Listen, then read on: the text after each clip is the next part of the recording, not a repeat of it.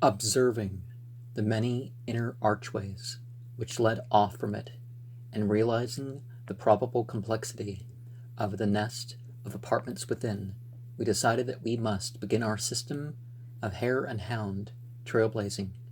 Hitherto our compasses, together with frequent glimpses of the vast mountain range,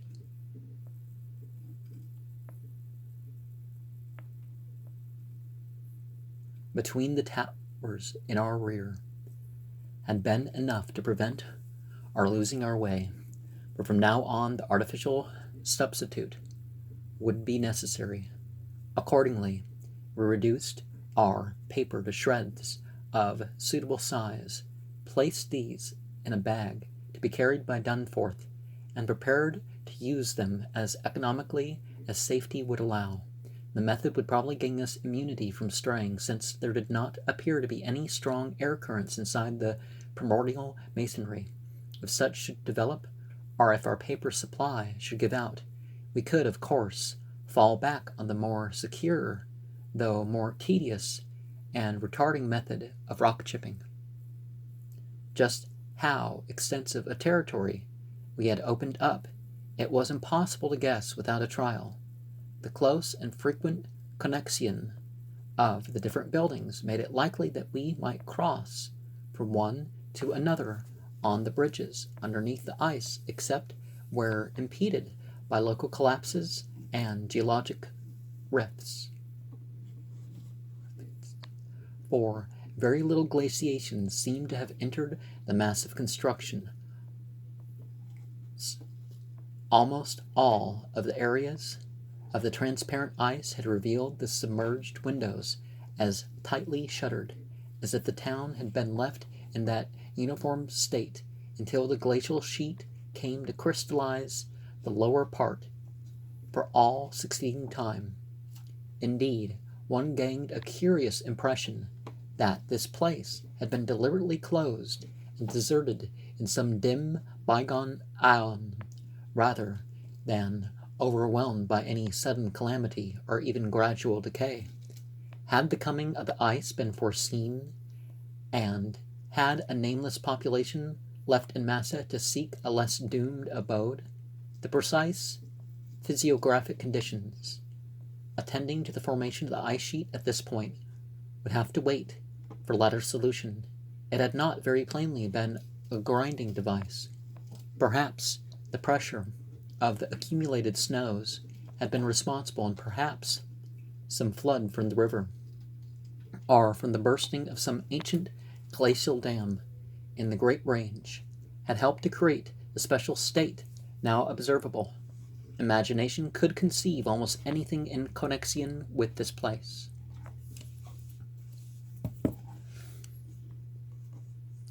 It would be cumbrous to give a detailed, consecutive account of our wanderings inside that cavernous, iron-dead honeycomb of primal masonry, that monstrous lair of elder secrets which now echoed for the first time after uncounted epochs to the dread of human feet.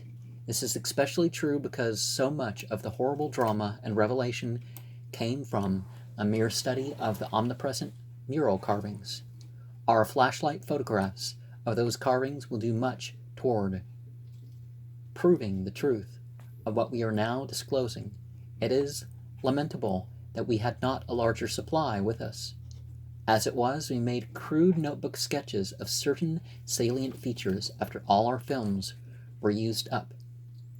The building which we had entered was one of great size and elaborateness that gave us an impressive notion of the architecture of that nameless geologic past. The inner partitions were less massive than the outer walls, but on the lower levels were exceedingly preserved. A labyrinthine complexity, involving curiously irregular differences in floor levels, characterized the entire arrangement, and we should certainly have been lost at the very outset but for the trail of torn paper left behind us.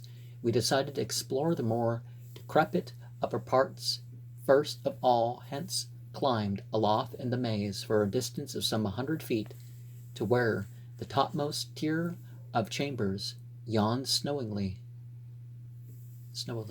and ruinously open to the polar skies. Ascent was effected over the steep, traversely ribbed stone ramps or inclined planes which everywhere served in lieu of stairs.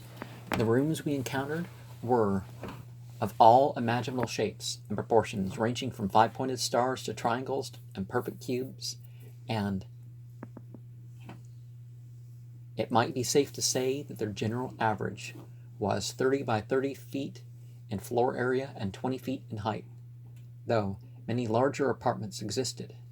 After thoroughly examining the upper regions and the glacial level, we descended story by story into the submerged part, where indeed we soon saw we were in a continuous maze of connected chambers and passages, probably leading over unlimited areas outside this particular building.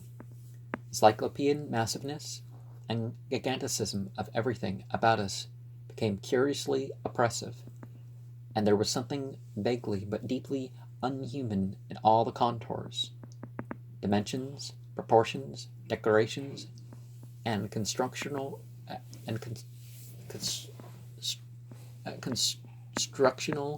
nuances of the contours, dimensions, proportions, decorations, and constructional nuances of the blasphemous, archaic stonework. We soon realized from what the carvings revealed that this monstrous city was many millions of years old. Yet we cannot yet explain the engineering principles used in this anomalous balancing and adjustment of the vast rock masses, though the function of the arc was clearly much relied on. The rooms we visited were wholly bare of all portable contents, a circumstance which sustained our belief in the city's deliberate desertion. The prime directive feature was the almost universal system of mural sculpture, which tended to run in continuous horizontal bands, 3 feet wide and arranged from floor to ceiling in alternation with bands of equal width given over to geometrical arabesques. There were exceptions to this rule of arrangement, but its preponderance was overwhelming. Often, however, a series of smooth cartouches containing oddly patterned groups of dots would be sunk along one of the arabesque bands. The technique, we soon saw, was mature, accomplished, and aesthetically evolved to the highest degree of civilized mastery. Though utterly alien every detail to any known art tradition of the human race, in delicacy of execution, no sculpture I have ever seen could approach it. The minutest details of elaborate vegetation or of animal life were rendered with astonishing vividness despite the bold scale of the carvings, whilst the conventional designs were marvels of skilful intricacy. The arabesques displayed a profound use of mathematical principles, and were made up of obscurely symmetrical curves and angles based on the quantity of 5.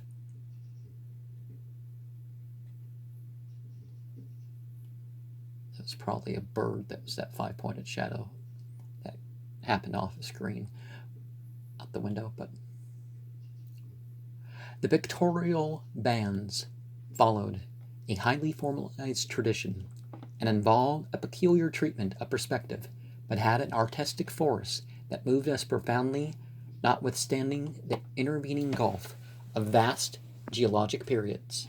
The method of design hinged on a singular juxtaposition of the cross-section with the two-dimensional silhouette, and embodied an analytical psychology beyond that of any known race of antiquity.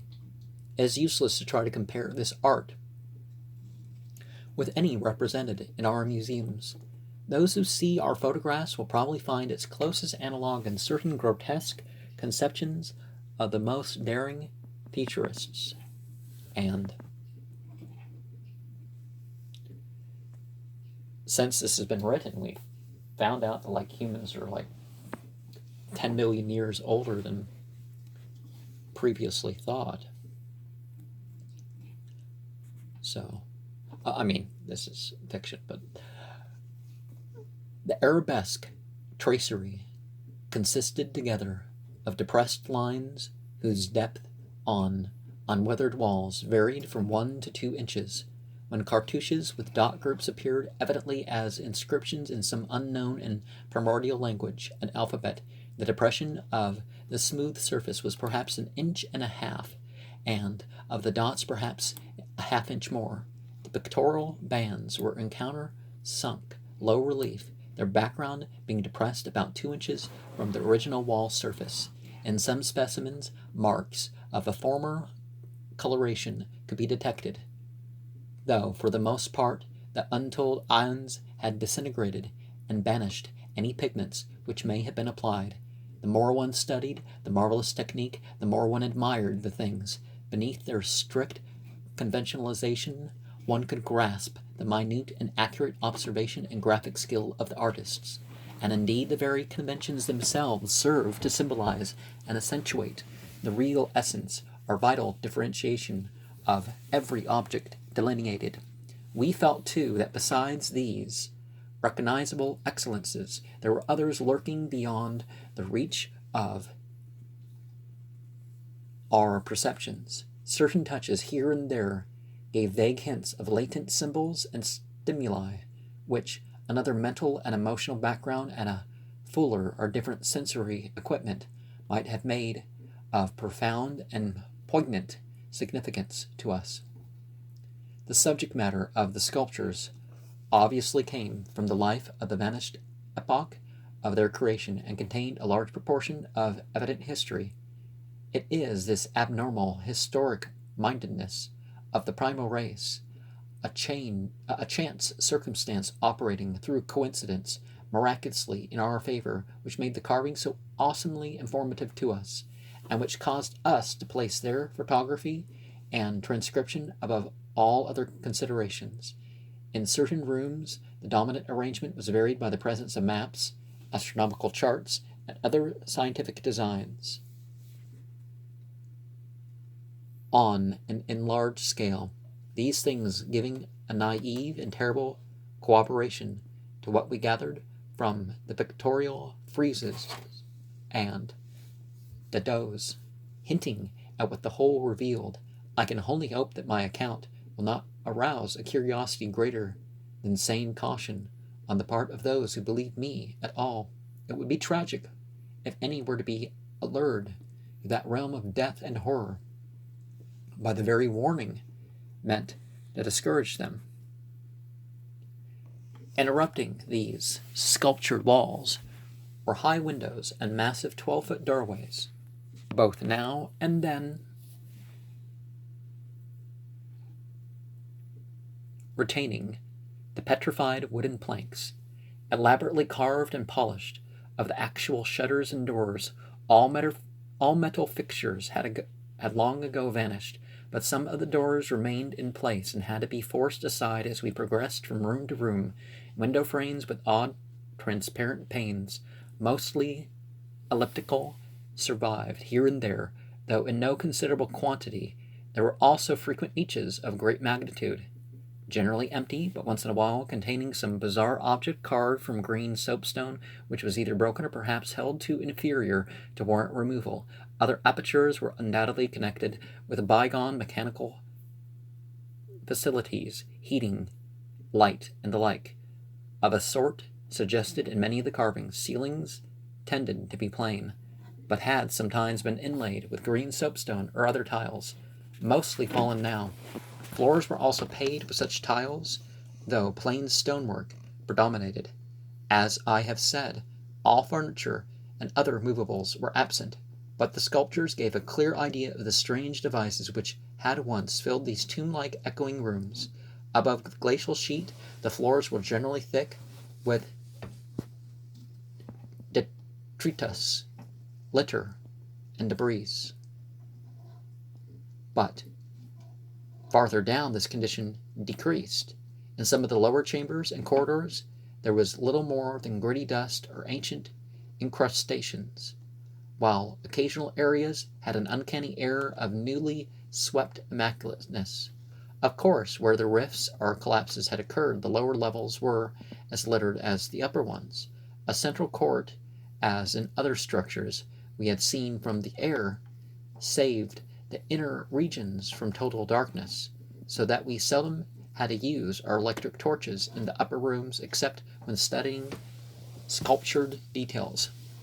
Below the ice cap, however, the twilight deepened, and in many parts of the tangled ground level there was an approach to absolute blackness. To form even a rudimentary idea of our thoughts and feelings as we penetrated this ion-silent maze of unhuman masonry, one must correlate a hopelessly bewildering chaos of fugitive moods, memories, and impressions. The sheer appalling antiquity and lethal desolation of the place were enough to overwhelm almost any sensitive person, but added to these elements were the recent unexplained horror at the camp, and the revelations all too soon effected by the terrible mural sculptures around us, the moment we came upon a perfect section of carving where no ambiguity of interpretation could exist. It took only a brief study to give us the hideous truth, a truth which it would have been naive to claim Danforth and I had not independently suspected before, though we had carefully refrained from even hinting it to each other. There could now be no further merciful doubt about the nature of the beings which had built and inhabited this monstrous city, dead millions of years ago, when man's ancestors were primitive, archaic mammals, and vast dinosaurs roamed the tropical steppes of Europe and Asia. Well, we know there weren't dinosaurs contemporary with humans, but there were a few fish that were thought to be extinct long before humans actually weren't, but not dinosaurs. We had previously clung to a desperate alternative and insisted, each to himself, that the omnipresence of the five-pointed motif meant only some cultural or religious exaltation of the archaean natural object which had so patiently embodied the quality of five-pointedness, as the decorative motifs of Minoan Crete exalted the sacred bull, those of Egypt, the scarabaeus, those of Rome, the wolf and the eagle, those of various savage tribes, some chosen totem animal. But this lone refuge was now stripped from us, and we were forced to face definitely the reason-shaking realization which the reader of these pages has doubtless long ago anticipated. I can scarcely bear to write it down in black and white even now, but perhaps that will not be necessary. The things once rearing and dwelling in this frightful masonry in the age of dinosaurs were not indeed dinosaurs, but far worse. Mere dinosaurs were new and almost brainless objects. Well, not the raptors, but the builders of the city were wise and old, and had left certain traces in rocks even then laid down well nigh 1,000 million years, rocks laid down before the true life of Earth had advanced beyond the plastic group of cells. Rocks laid down before the true life of Earth existed at all. They were the makers and enslavers of that life, and above all doubt, the originals of the fiendish elder myths, which things like the Pnakotic manuscripts and the Necronomicon affrightedly hint about. They were the great ones that had filtered down from the stars when the earth was young, the beings whose substance an alien evolution had shaped, and whose powers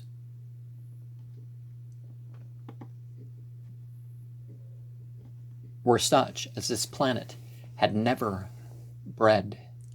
And to think that only the day before Danforth and I had actually looked upon fragments of their millennially fossilized substance, and that poor lake and its party had seen their complete outlines. It is, of course, impossible for me to relate in proper order the stages by which we picked up what we know of that monstrous chapter of pre-human life. After the first shock of the certain revelation, we had to pause for a while to recuperate, and it was fully 3 o'clock before we got started on our actual tour of systematic research. The sculptures in the building we entered were of relatively late date, perhaps 2 million years ago, as checked up by geological, biological, and astronomical features, and embodied an art which would be called decadent in comparison with that of the specimens we found in older buildings after crossing bridges and under the glacial sheet. One edifice hewn from the solid rock in older buildings, one edifice hewn from solid rock seemed to go back 40 or possibly even 50 million years to the lower Eocene or Upper Cretaceous, and contained bas-reliefs of an artistry surpassing anything else, with one tremendous exception that we encountered. That was, we have since agreed, the oldest domestic structure we traversed. Were it not for the support of those flashlights, soon to be made public, I'd refrain from telling what I found and inferred, lest I be confined as a madman. Of course, the infinitely early parts of Patchwork Tale, representing the pre-terrestrial life of the star-headed beings on other planets and in other galaxies and in other universes, can readily be interpreted as the fantastic mythology of those beings themselves. Yet such parts sometimes involve designs and diagrams so uncannily close to the latest findings of mathematics and astrophysics that I scarcely know what to think. Let others judge when they see the photographs I shall publish. Naturally, no one set of carvings which we encountered told more than a fraction of any connected story, nor do we even begin to come upon the various stages of that story in their proper order. Some of the vast rooms were independent units, so far as their designs were concerned, whilst in other cases a continuous chronicle would be carried through a series of rooms and corridors. The best of the maps and diagrams were on the walls of a frightful abyss, below even the ancient ground level, a cavern perhaps 200 feet square and 60 feet high, which had almost undoubtedly been an educational center of some sort. There were many provoking repetitions of the same material in different rooms and buildings, since certain chapters of experience and certain summaries or phases of racial history had evidently been favorites with different decorators or dwellers. Sometimes, though, variant versions of the same theme proved useful in settling debatable points and filling in gaps. I still wonder that we deduced so much in the short time at our disposal. Of course, we even now have only the barest outline, and much of that was obtained later on from a study of the photographs and sketches we made.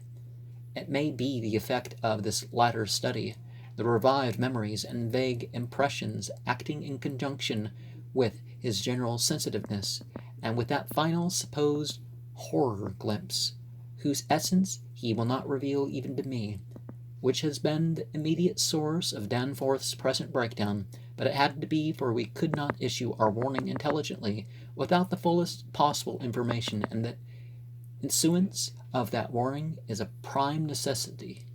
Certain lingering influences in that unknown Antarctic world of disordered time and alien natural law make it imperative that further exploration be discouraged. And there are some mysteries with this world. I doubt it goes to that extent. And let us remember that mythology, there's something about mythology that's not, it's not just, people made stuff up. That's not really what mythology is.